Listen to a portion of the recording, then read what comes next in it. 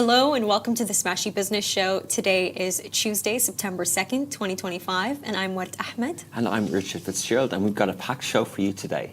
So first up, we're going to discuss how the Middle East fast food giant Americana is looking to local brands after the Gaza boycott. Secondly, Dhabi's G42 is exploring chip suppliers beyond Nvidia for the UAE USAI campus, otherwise known as Stargate UAE, and Syria makes its first official crude export in 14 years.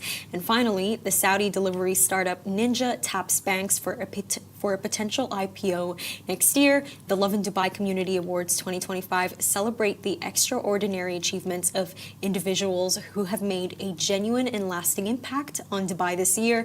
The winners will be announced at an awards show on September 11th next week, so stay tuned and make sure to vote for your favorite homegrown brand on the Made in Dubai.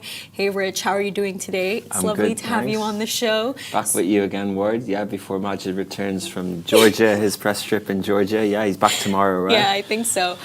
So for our first topic of today, the Middle East fast food operator Americana is planning to diversify away from U.S. brands after profits from KFC and Krispy Kreme were hit by local boycotts. So full year net profits fell nearly 40% to $159 million last year as consumers rejected U.S.-linked eateries over Washington's support for Israel.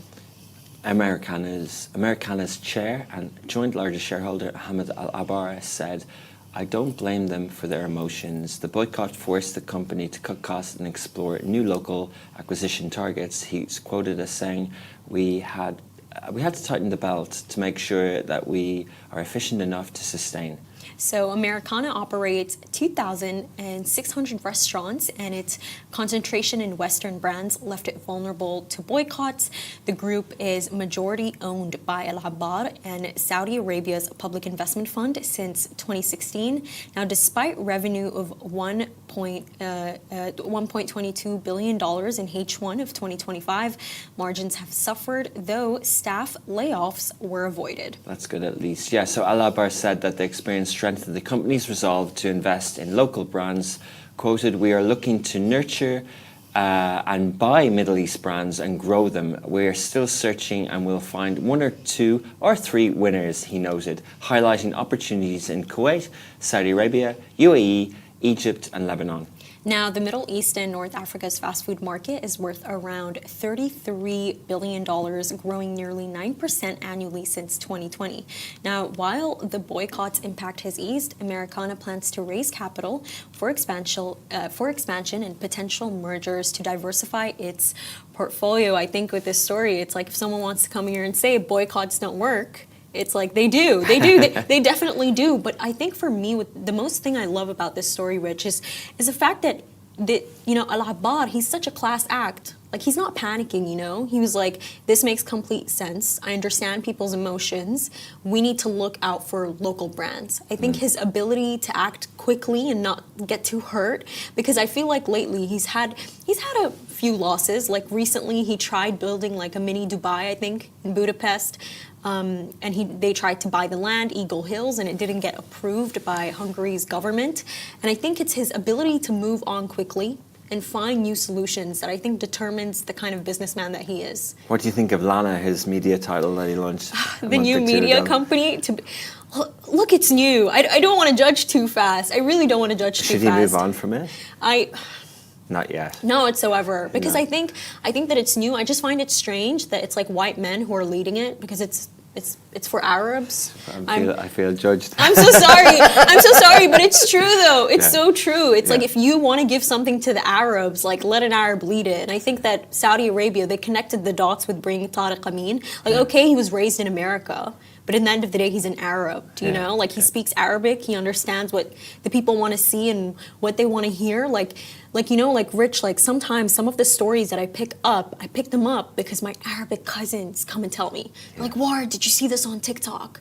Everyone's talking about it. And it's like, there's some things, like if you're Western, or if you pick up on Western things, they just don't even show up on your feed. They don't show up on your algorithm. So, no, I think he should stick with it. It'll take time. It'll take time. Yeah, well, I mean, he's leading it, isn't he?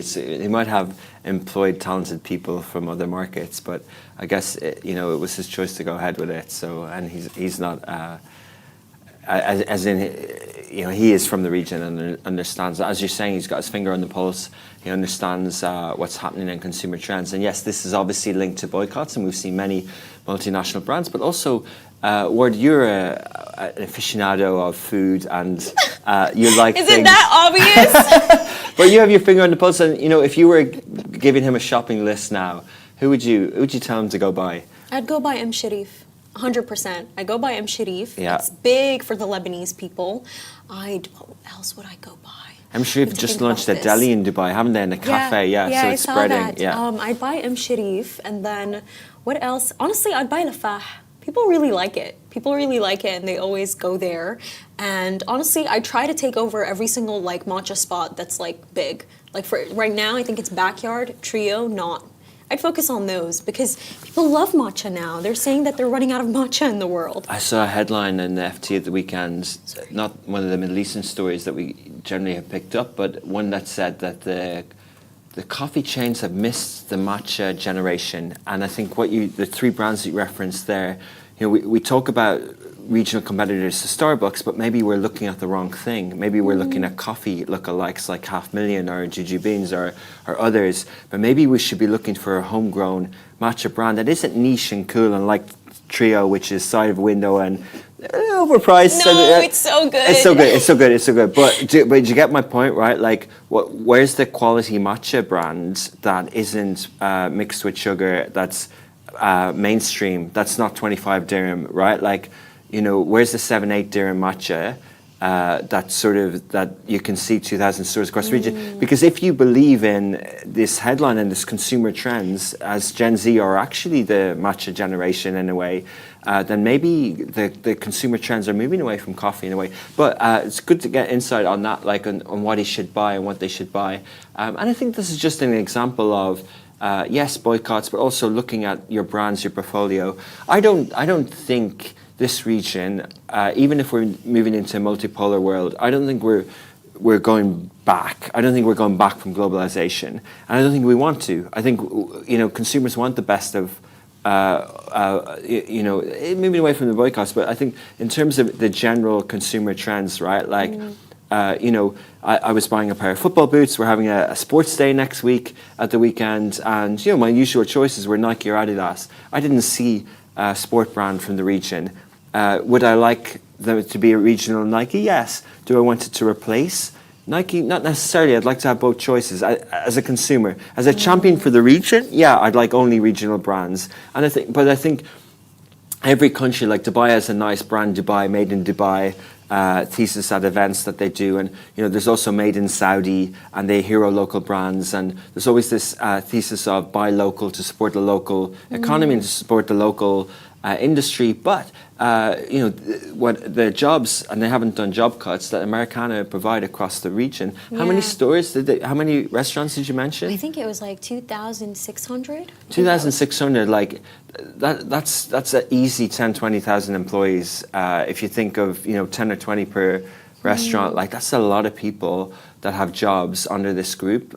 So I think having that nice mix of mixing your portfolio, dipping in and out of some brands, and adding some local ones. But I saw one comment on the name. What's he going to do about the Americana name? But you know what it also is, Rich? You talked about supporting local brands. I remember at the time where we were at the peak of boycotting Starbucks.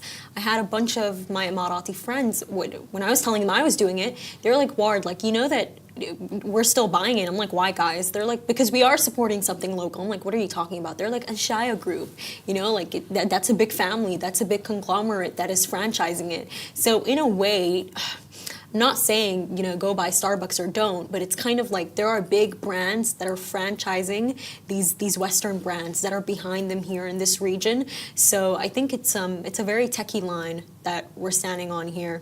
Yeah, we could go into detail, and many do, on the boycotts and would brands deserve it, would brands not. And we talked yesterday about how Turkey al-Sheikh and Saudi asked the Saudis not to boycott shawarma, and you covered the story really nicely on Smashi Business. There is this cancellation culture and woke culture, and I saw something, Paul Bigger on X, he's linked with Tech for Palestine, and he said, just simply in your procurement, we talked about ethics last week, he said, just simply ask suppliers, anyone who you're working with or procuring from, either as a consumer or as a business, has anyone in that company linked to genocide or war crimes? Because that's against our policy. So he's allowing language for people to use in terms of like that. And I think when it comes to these multinational groups, like Americana is one, Al-Shai is another, but it stretches, right? Like we have retail and apparel groups like Shaloop Group, also Apparel Group, and all these groups who, I know you mentioned a lot on the show that you worked in Mall of the Emirates in a store, right? Like, what would you do as someone who was employed by, indirectly, probably a local group linked to an international retail brand? Where does your choice live with working there? You received an income, you're able to reinvest in the region, to reinvest in your personal economy, and to grow from there. So I think it's a kind of not necessarily a blurred line on ethics and morals, like that isn't blurred, but in terms of economics, it's not quite as simple as if I'm buying a Starbucks, am I funding a genocide? I don't think I am, to be honest.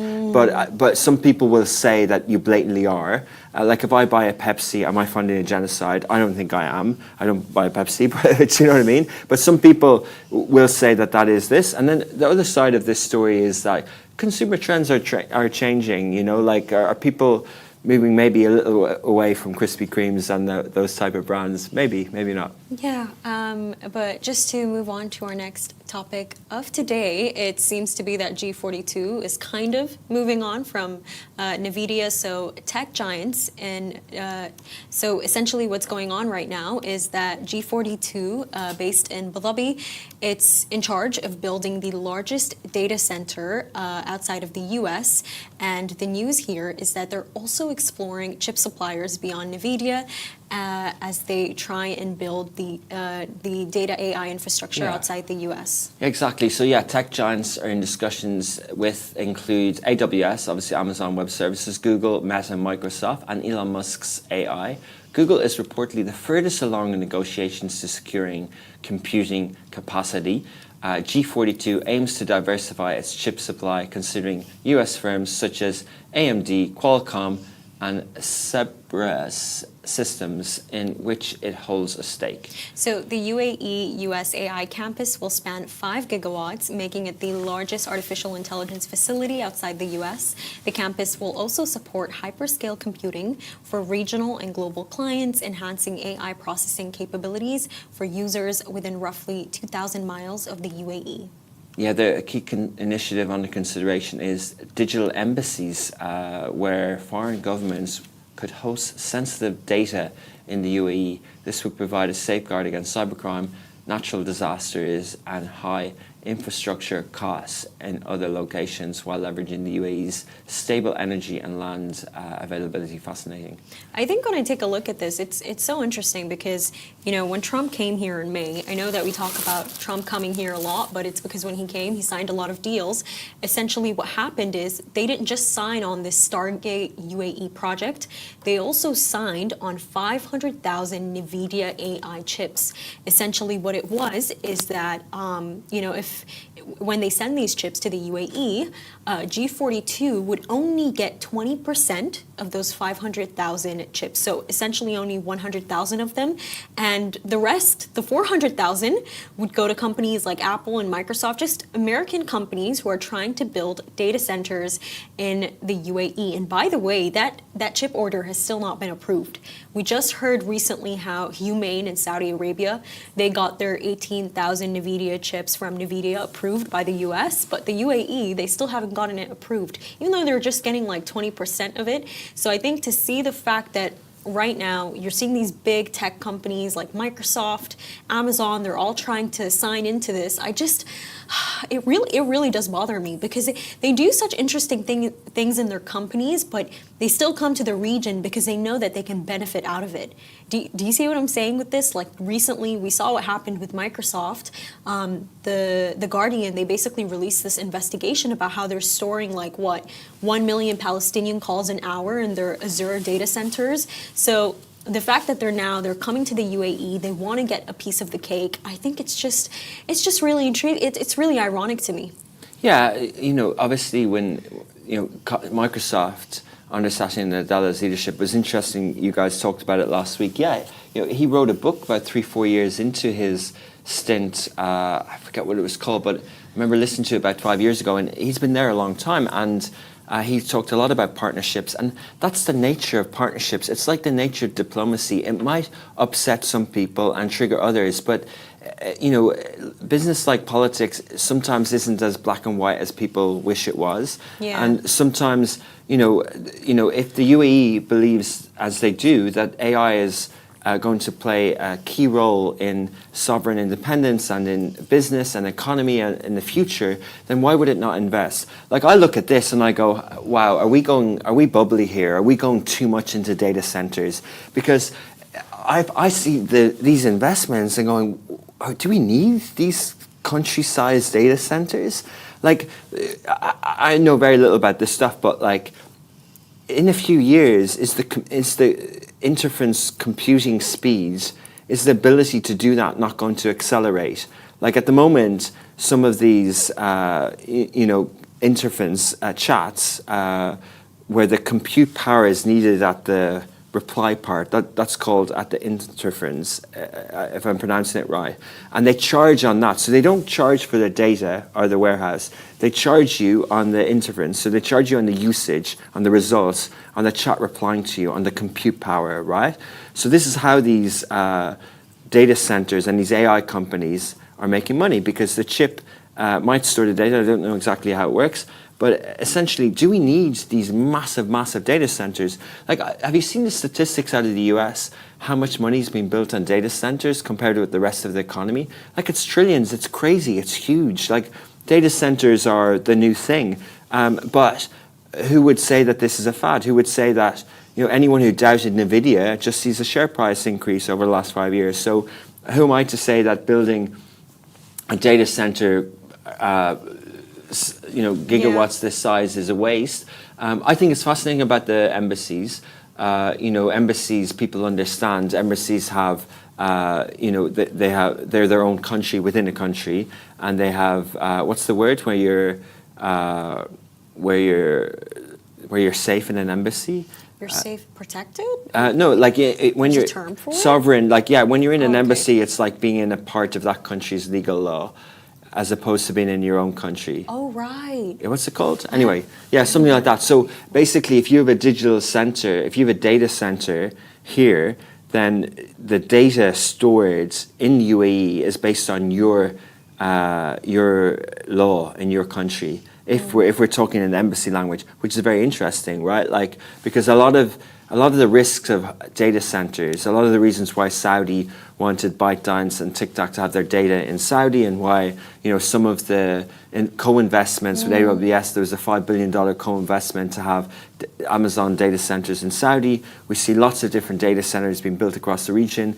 AWS have been in Bahrain for a while. We see others from Asia opening data centers here as well. So a lot of that debate is around that as well. But I was listening to an individual who started a media company in the US, Henry Blodgett, and he talked about bubbles. Bubbles? Yeah, in terms of AI bubbles, are we in an AI bubble now? And he was just pattern recognition of the tech bubble in the year 2000, and he basically said that it's R&D. So what people are doing now, a lot of it is R&D. But I'm not necessarily sure that theory I see goes. what you're saying, because I've been reading into it lately, and there's a lot of articles coming out about how like a bunch of tech investors, just investors in general, are just burning money and investing into AI, like something like just data centers, when in fact what most people are saying is that you shouldn't just invest into data centers, invest into a product, something that people can use. And I think with Humane, like if I take a look at it as if I was an investor, I'd immediately really invest into it because there's a clear consumer product that they're giving all of us. And like Rich, like what you said about how, are those data centers necessary for them to be building here? They cost a lot of money. Do they really need it? Honestly, I think that they do really need it because in the end of the day, between all of these nations, honestly, this is an AI race. It's an AI race, and it's kind of up to reliance. Do you want to be reliant on America?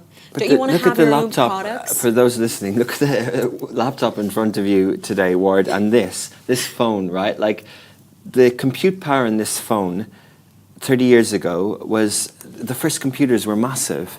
So in 30 years' time, do we need massive warehouses? Like, I don't know. Like, are we always going to be in 5G? What if we're in 10G?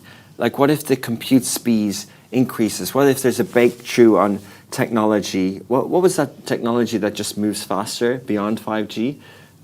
Anyway, there's some technology that moves super fast. Yeah. Quantum computing. What if we move into quantum computing? Do we need massive physical data centers with energy supplies? Like, I don't know. Maybe we do. But maybe also that this is something that people feel like they need to be part of and they don't want to miss out. So maybe they think that we don't want we don't want what happened with social networks and other things to be concentrated in Silicon Valley, where the top 5, apart from Aramco, market cap companies in the world, are so to speak, are all tech companies out of Silicon Valley. So maybe we want to be part of that. And this is why all the G42 want to be part of that next wave. Maybe they want to make their own chips in future. Like there's a lot of manufacturing things going on in the region as well. There is, and you just mentioned G42, and it's so interesting because when I was taking a look at the photo where you can clearly see Trump standing, His Highness, the president of the country, you can see Khaldoun al-Mubarak, and you can see Peng Zhao, His Highness Sheikh Tahnoon, Jensen Huang, they're all standing there, Rich, right? And the only person talking, by the way, is the chairman of G42, Khaldoun al-Mubarak. He's the only man talking. He's just putting his hand out there, explaining things to Trump. And it's like, it kind of brought me to that topic of like, when we were just talking about Americana and politics and business coming together. Yesterday, I was writing a script about Khaldoun al-Mubarak. And do you know what I discovered about him? I was in complete shock. Essentially, when he was a kid, his father was the UAE's ambassador for France, and he was assassinated right beside the Eiffel Tower. Allah yarhamu. His father was assassinated. Wow. It was right beside the Eiffel Tower. And this is the same Khaldoun al-Mubarak who's with Mubadala and linked to Manchester City. This is the same person. Okay. And there was even this art, like he's not shown talking about it, but his brother Mohammed al-Mubarak, he did this piece with the National where he spoke about his father, and basically when he was a kid, according to the Financial Times, he got adopted by the UAE's ruling family. And it's like if you take a look at everything this man has done so far, making Mubadala be valued at $330 billion. It's a sovereign wealth fund based in Dhabi. The kind of changes that he's made in G42, we can clearly see that he is leading. He's that man that you can put there and he can speak about things, and he can convince those tech giants, he can convince those investors to step in. And by the way, like I watch his speeches, this man doesn't really speak about politics. He doesn't speak about politics. The kind of role that he was really handed was make sure that we diversify away from oil. That was really, from like what I'm getting from like reading about him, that was his role. Make sure that the UAE diversifies away from oil. And I think when you take a look at his tragic history, when you take a look at his family, it's like, it's so crazy, but you would expect someone like that to be politically charged, wouldn't you? But he's not. He's not politically charged. And I think that's why he does such a good job. It's quite impressive, isn't it? Yeah, it is really impressive because I think it takes a lot to kind of have that kind of history and still be able to lead companies forward despite whatever kind of background that you have. But moving on to our next topic of the day, this one's a pretty big one, and it really does signify how things are moving. Now, Syria has dispatched its first official crude shipment in 14 years, marking a major step toward re-entering the global energy market. So the 600,000 barrels of heavy crude left the historic port of Tartus aboard the Nisos Christiana tanker. Now, the shipment was arranged under a deal with BServ Energy, affiliated with global trader BB Energy. Syria previously exported around 380,000 barrels per day before the civil war erupted in 2011, halting much of its oil trade. Yeah, so also Riyadh Al-Jabasi, Assistant Director of Oil and Gas at Syria's Energy Ministry, confirmed that the oil came from Syria's wells, but withheld details about the transaction. The move follows significant shifts in Syria's economic and diplomatic posture after Assad's ousting in 2024. December. Now, in June, U.S. President Donald Trump lifted American sanctions, opening avenues for U.S. investment in Syria's energy sector. Meanwhile, Syria just recently signed an $800 million agreement with Dubai-based DP World to develop the Tartus port, enhancing export infrastructure. Wow, you see all these things coming together like a perfect jigsaw piece. Syria and Iraq has also discussing reviving the Kirkuk Banias pipeline, which previously transported Iraqi crude to Europe via Syria. These steps indicate Damascus' ambition to re-establish itself as a key regional energy player after years of conflict. You know what's fascinating about this word is that yesterday we talked about this Riviera thing that Trump wanted to do with Gaza and how, and in the meantime you have people saying that different political things about Syria, but however, these deals are being done, there's progress being made. People criticize Egypt for doing a gas deal with Israel, but then the next week, Egypt announced significant investment in their own gas pipelines and investment to be self-sufficient in the future. So when I read that follow-up story, I was like, they're doing this temporarily because they need gas, but in the future, they're going to have their own gas. So that deal with them will be over. And it's similar here. It's like, people might have different views on this stuff, but if the sanctions are lifted and if Syria are going to, like 300,000 barrels of oil is a lot, I think UAE do 1 million, but if you can get back up to 300, 400, 500, 1 million, and if oil is at 70, 80 dollars a barrel, like that's good investment, like Aramco only does, what does Aramco do?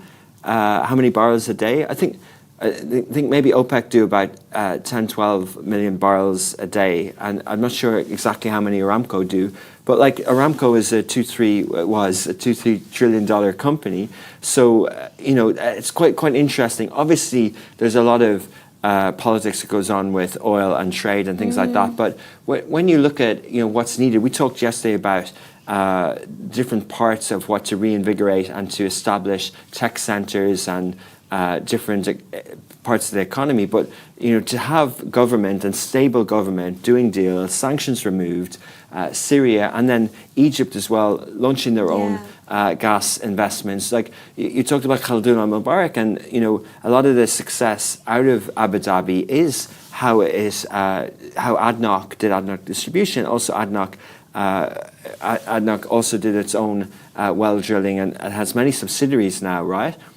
So people say that UAE is moving away from oil and gas and energy. Yes, it is. The economy is diversified, but this is also a key pillar. And to see if Egypt and now Syria has energy as a key driver, then you would like to see that the currency, that they're making changes with the currency. We'd like to see more cost parity in Damascus and more jobs and stimulated by this. And I think it's kind of like on the topic of like sanctions. It's honestly, sanctions hurt. Like, I come from a country that is until today it's still sanctioned. And I remember putting the boycott aside, this is like a good 5 years ago. Last time I visited Sudan was 2018, and people always say that was the last year things were great. But point is that because we were sanctioned, rich, that when we go to Sudan, my mother would have 2 backpacks that are just full of like sanctioned things. She would pack Coca-Cola. Why are you packing these things? She'd pack candy that no one can get access to, and we take it all the way there just so that she can give it out. So it's like, this fact of being disadvantaged just due to geographical luck, it's not something that's good. We're seeing that that's going on with the Palestinians. That was something the Syrians were going through. They're still going through it, to be honest with you, because things didn't just like open up the day Trump made that announcement.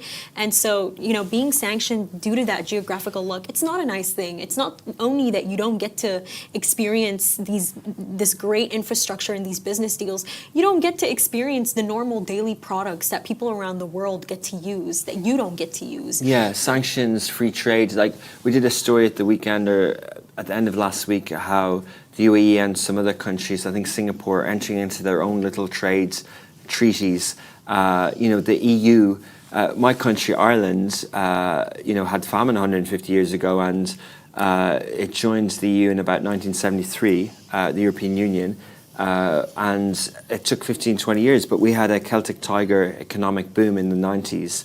There was many people, Ireland was a poverty country in the 80s, and in the 90s then it became, it was linked to free trade. It was linked to trade across Europe. Like, examples that as kids, if we wanted products from the UK, we would be heavily tariffed on the price of the product. So we would have to pay more.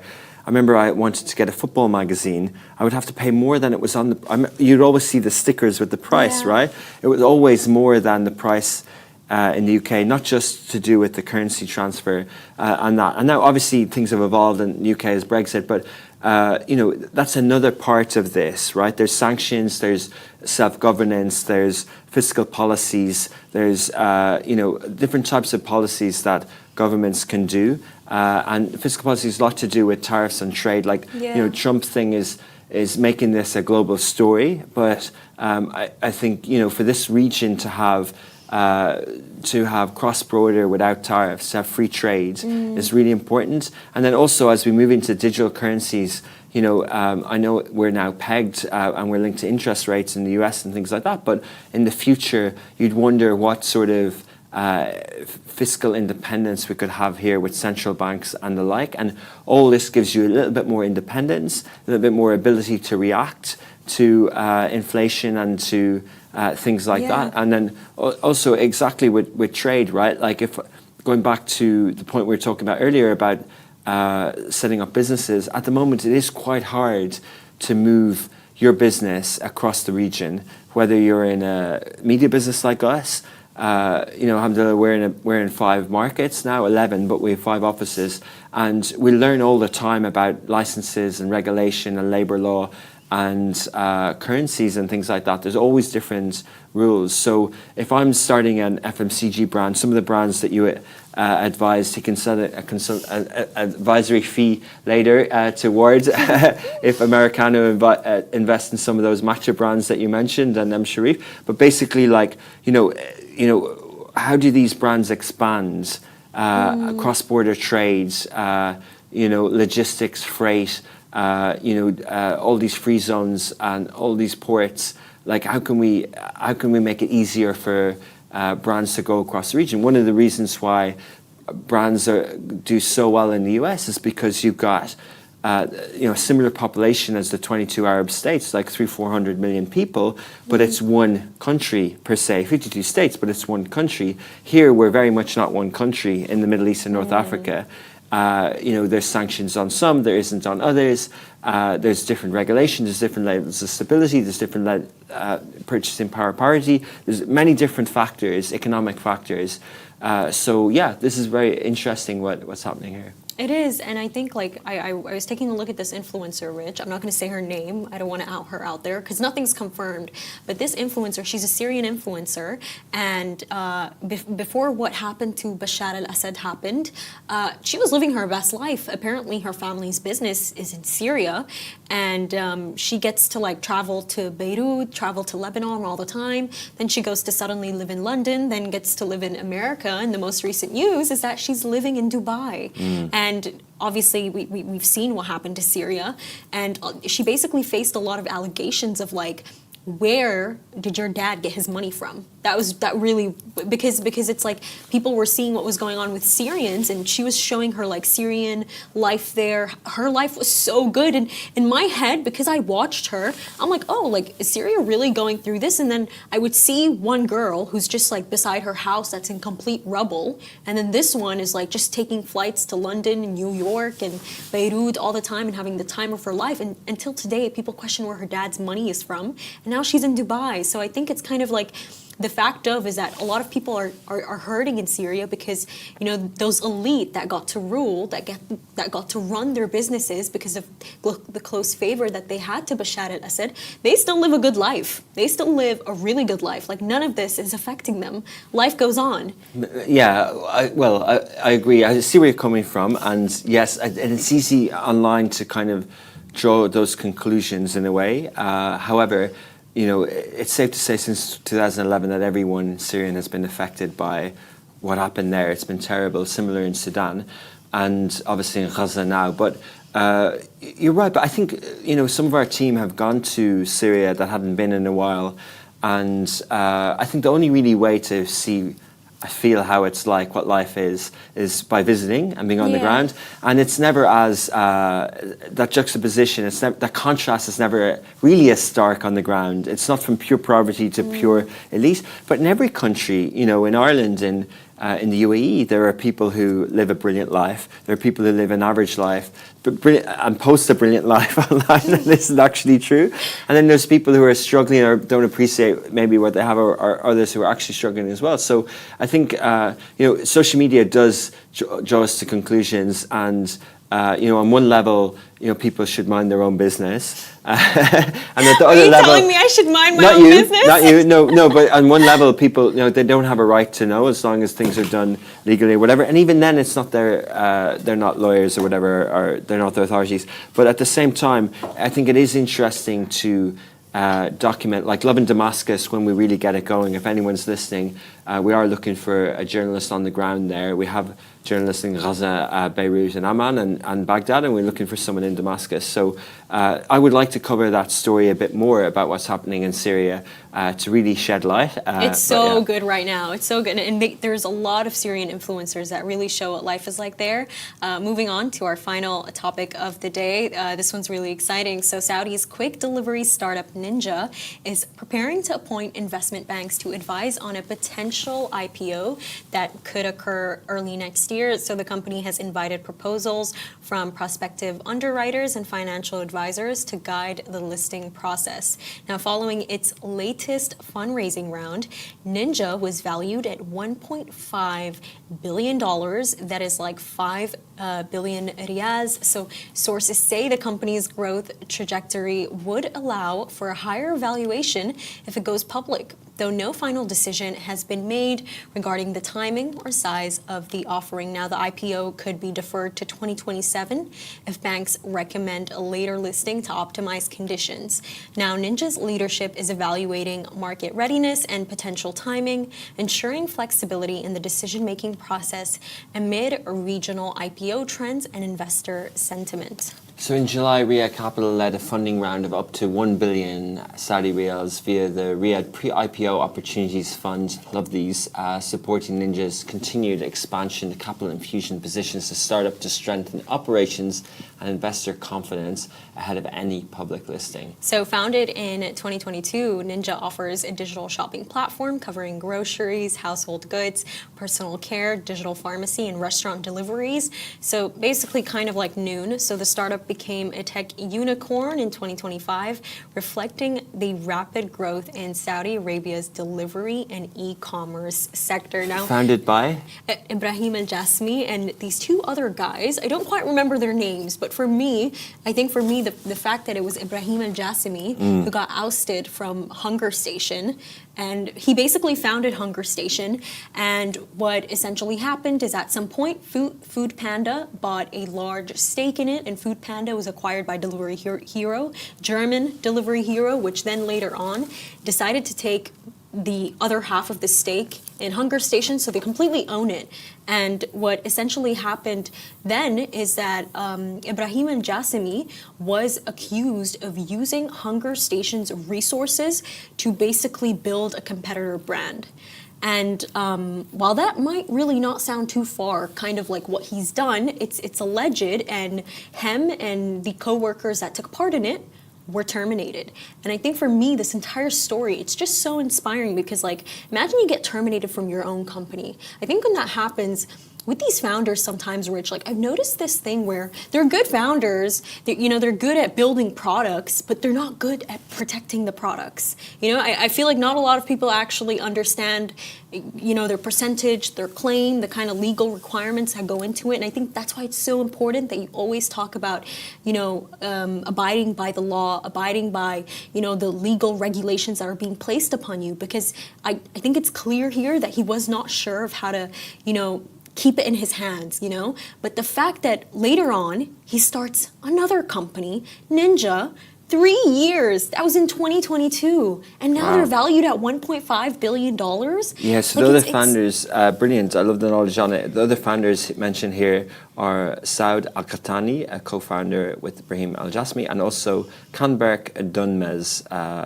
So exactly as you were saying. But isn't it an interesting word, though, that no startup story is completely simple, right? Remember the social network with Mark Zuckerberg and the co-founders and the Winklevoss twins and the other guy who left. Like there's always sort of, I'm not going to say land grabs, but there's always sort of there's always something going on with fast growth tech companies. Like it's not necessarily that they don't know how to negotiate. They do. They probably know exactly what terms are and what percentages are. But things move so fast that the chances and the emotions and the chances of people to leave and the energy needed to go with it, and and when someone's growing, someone else wants to come involved and someone else wants to own things. So it's quite hard to stay at the wheel on the whole way up, isn't it? And I just look like, Rich, I think that you should establish things before you start something. I remember I had a friend, they came to start this venture,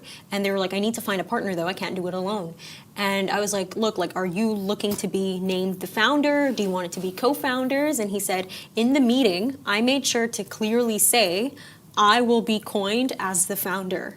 I think that people should have these tough conversations. I don't even think that they're tough conversations. You should put that out there that, hey, this is my role. This is going to be your role. And we kind of saw that with like Fix Dessert. I know that it's a food brand, but she changed the world, And, you have Chef Chef Noel who's coming and saying that, hey, like, I made the bar. And look, I completely believe him. He probably did make the bar, but in the end of the day, like, you needed to come with an agreement with her of how is this going to go. Like, Rich, if I get invited to anything and somebody wants me to do something, I start asking my questions immediately. If I do this for you, are you going to give me credit? You're not going to give me credit? Goodbye. I'm not going to waste my time here. Yeah. You need to ask these tough questions. But if you're starting a company and Delivery Hero come in, they own 63% of Hunger Station, and they're global and they support you. And then what led to the story you mentioned led to a 4-year legal battle culminating in a $297 million buyout of the remaining 37%. But at the time, much of what you said, there was 3 applications that were said to be done under the auspices of Delivery Hero. They were a grocery delivery platform, an on-demand delivery service, and a last-mile logistics apps. And the main conflict centered around an application called Pace, Fast Choice LLC, last-mile delivery startup. But more power to them. They've created Ninja, and they did. And Ninja is really only in the Saudi market, but it's massive. Like, and they really market heavily. Now Ninja's main competition is apps like Kita, who are Chinese, and they've done really well in Saudi. And then they launched into Qatar, and they launched into Dubai, I think last week or last month.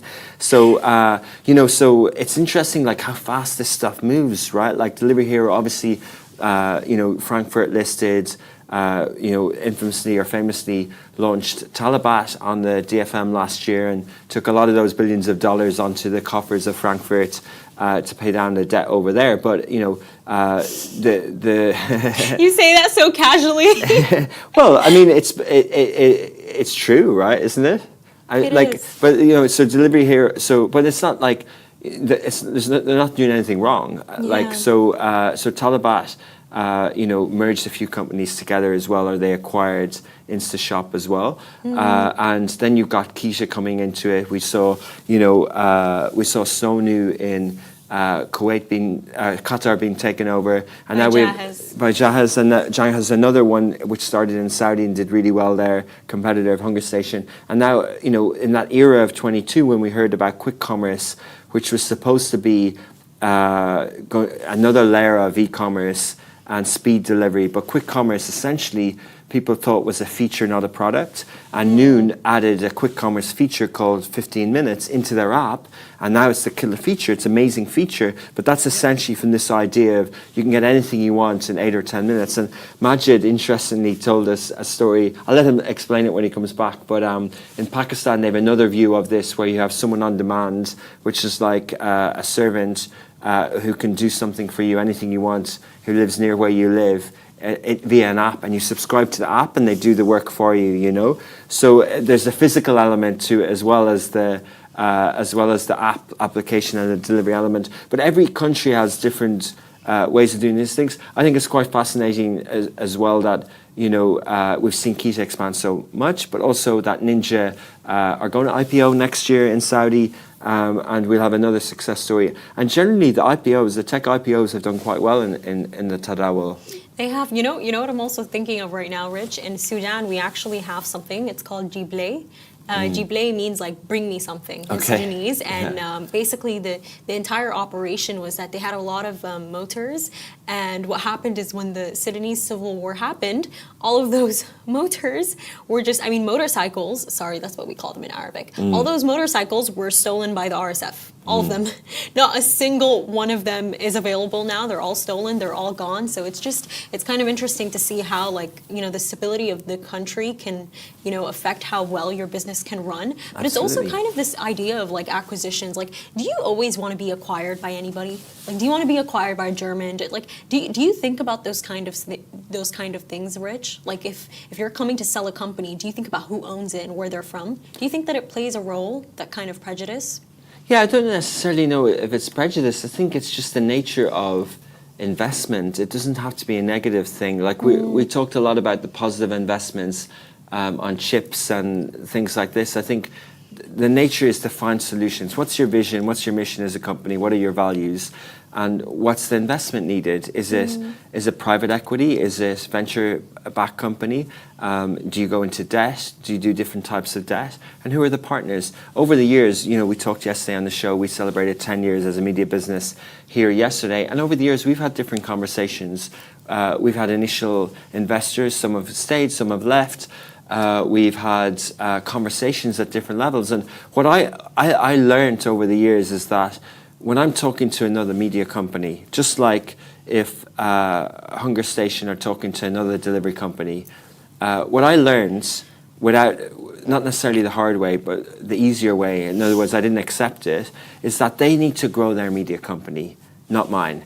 So essentially, if they're investing, they're going to acquire us eventually. So I need to, and then if I'm talking to another media company, right, say I'm talking to, on a smaller scale, another media company, am I going to invest in them, or I'm investing a little bit with the intention of buying later and merging to grow Augustus Media across the region?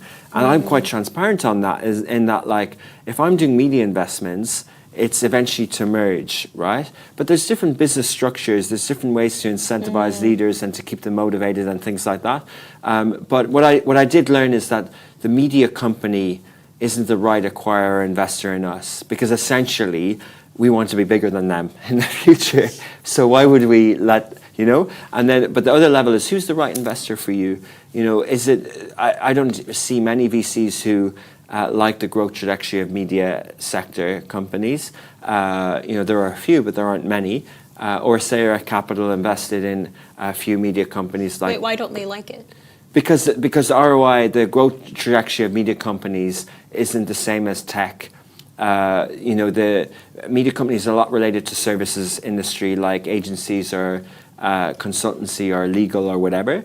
You know, if you do a PR agency, it's similar to a media company, right? Like, you have people, you have operation costs.